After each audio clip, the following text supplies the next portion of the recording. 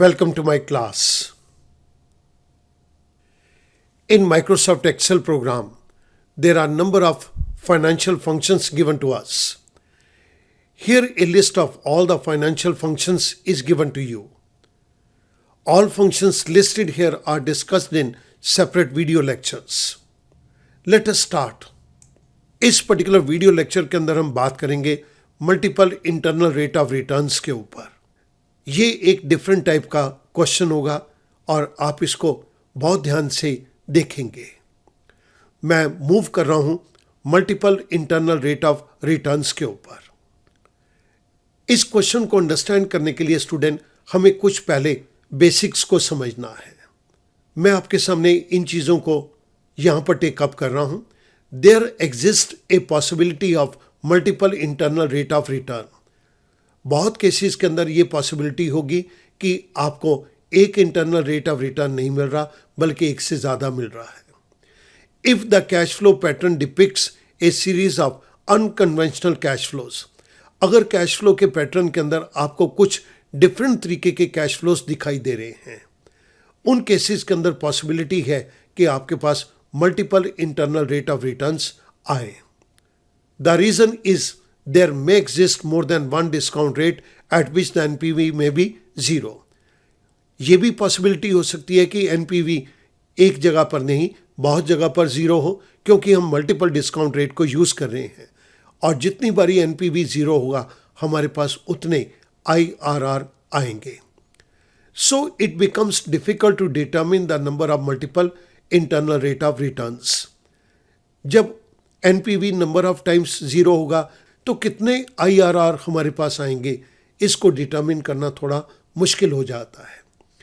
In that case the simple way to determine the number of internal rate of returns is to make the NPV chart. आप एक NPV chart को बना दीजिए और उसके base के ऊपर आप number of internal rate of returns को देख सकते हैं. Remember that the number of times the NPV curve intersects x axis that many internal rate of returns exist. जितनी बारी NPV कर्व एक्स एक्सिस के साथ इंटरसेक्ट करेगी हमारे पास उतने इंटरनल रेट ऑफ रिटर्न्स आएंगे.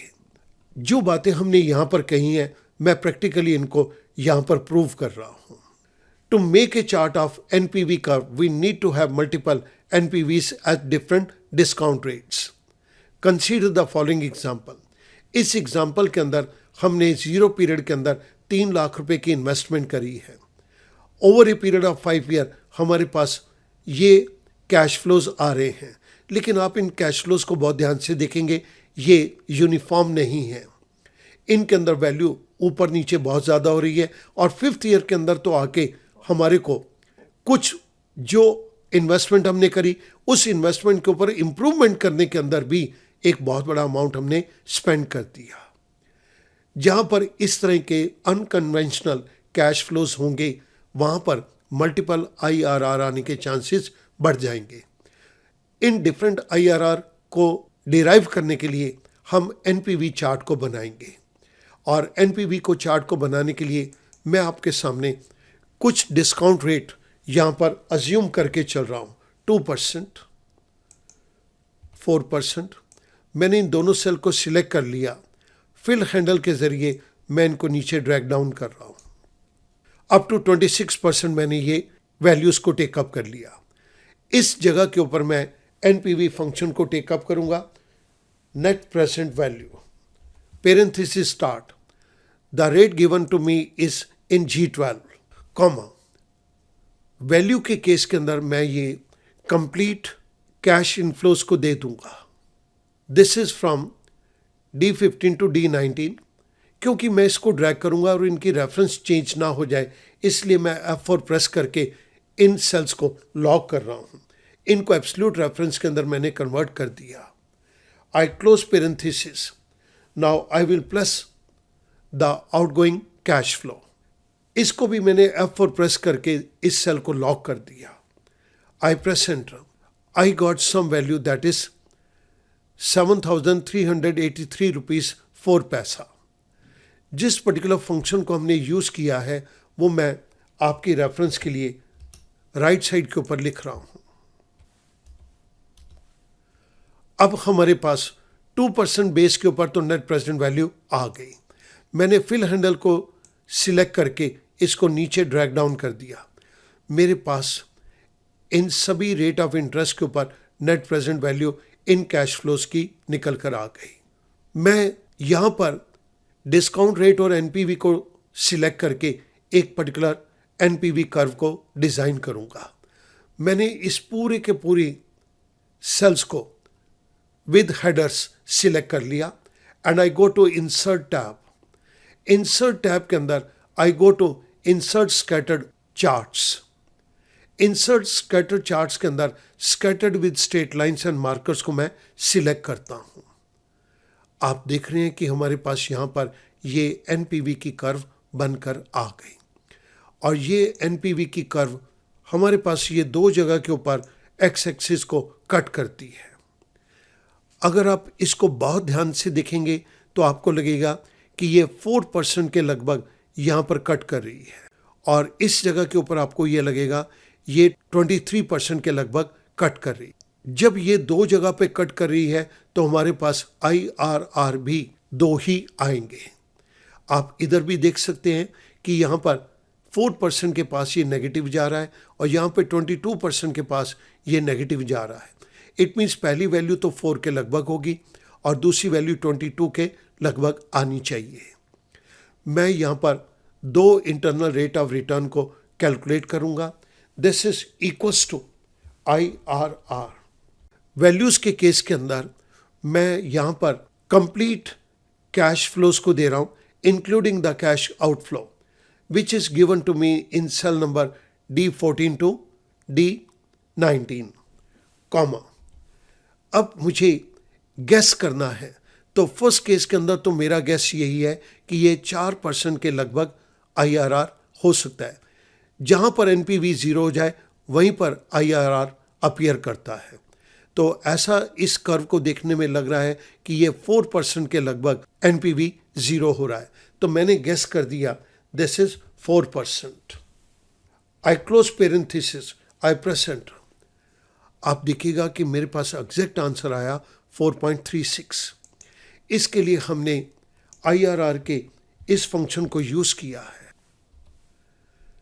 सेकेंड केस के अंदर NPV अगेन एक्स एक्सिस को कट कर रहा है। This is around 22%। ये मेरा गैस वर्क है। तो मैं सेकेंड IRR को कैलकुलेट करने के लिए एक बारी फिर IRR फंक्शन को टेकअप करता हूँ। वैल्यूज़ के केस के अंदर मैंने कंप्लीट कैश फ्लोज की रेंज को दे दिया इंक्लूडिंग द आउटफ्लो, कॉमा। इस केस के अंदर मुझे इस कर्व को देखने में पता चलता है इट इज़ अराउंड 22%। तो मैंने यहाँ पर 22% का गैस दे दिया। आई क्लोज पेरेंथेसिस, आई प्रेस एंटर। एग्जैक्टली यहाँ पे 21.96 IRR आया। इट मीन्स कि मेरा गैस वर्क बिल्कुल ठीक था। स्टूडेंट, इस जगह के ऊपर आप देखिएगा हमने एक IRR को कैलकुलेट नहीं किया बल्कि हमारे पास यहाँ पर दो IRR आ गए। So it is a case of multiple IRR। अब आप इन लाइंस को एक बारी फिर देखेंगे। There exist a possibility of multiple IRR। आपने यहाँ पर देख लिया कि दो IRR हैं। If the cash flow pattern depicts A series of unconventional cash flows. आपने यहाँ पर कैश फ्लोज को देखा, ये आउटगोइंग है। उसके बाद ये कैश फ्लोज बहुत अप डाउन हो रहे हैं और एक स्टेज तो ऐसी आ गई कि जहाँ पर हमने इन्वेस्ट किया है वहाँ पर हमारा नेगेटिव कैश फ्लो आ रहा है। सो ये एक अनकन्वेंशनल कैश फ्लो है। The reason is that there may exist more than one discount rate at which the NPV may be 0. आप यहाँ पर देख रहे हैं कि हमारे पास NPV दो जगह के ऊपर माइनस अपीयर कर रहा है। 4% के ऊपर पहली बारी, दिस इज -951, और एक बारी 22% के ऊपर -53। उसके बाद ये फिगर्स माइनस की तरफ बढ़ती जाएंगी तो ये माइनस ही रहेगा। जहाँ पर ये हमारे पास दो जगह पर NPV 0 के बराबर आ रहा है वहाँ पर हमारे पास दो IRR पॉसिबल होंगे। In that case, the simple way to determine the number of IRR is to make the NPV chart. हमने ये NPV chart यहाँ पर बना दिया. Remember that the number of times the NPV curve intersects x-axis, that many internal rate of returns exist. हमने यहाँ पे देखा कि NPV कर्व x-axis को दो जगह पे काट रही है. अगर ये दो जगह पे काट रही है तो हमारे पास इंटरनल रेट ऑफ रिटर्न भी दो ही आएंगे और हमने इस तरह से इनको कैलकुलेट कर दिया. मैं यहाँ पर इसके टाइटल को थोड़ा सा चेंज कर देता हूँ. This is NPV curve. So student, मैं उम्मीद करता हूँ कि ये multiple internal rate of returns की कॉन्सेप्ट भी अब आपको क्लियर हो जाएगी. सिंपली एक चीज़ को याद रखिएगा, जहाँ पर NPV ज़ीरो होता है वहीं पर IRR की वैल्यू आती है. यहाँ पर NPV दो जगह पर ज़ीरो हुआ तो हमारे पास दो जगह पर IRR की वैल्यू आई. मैं उम्मीद करता हूँ ये एक multiple internal rate of return की कॉन्सेप्ट अब आपको क्लियर होगी. Thank you very much.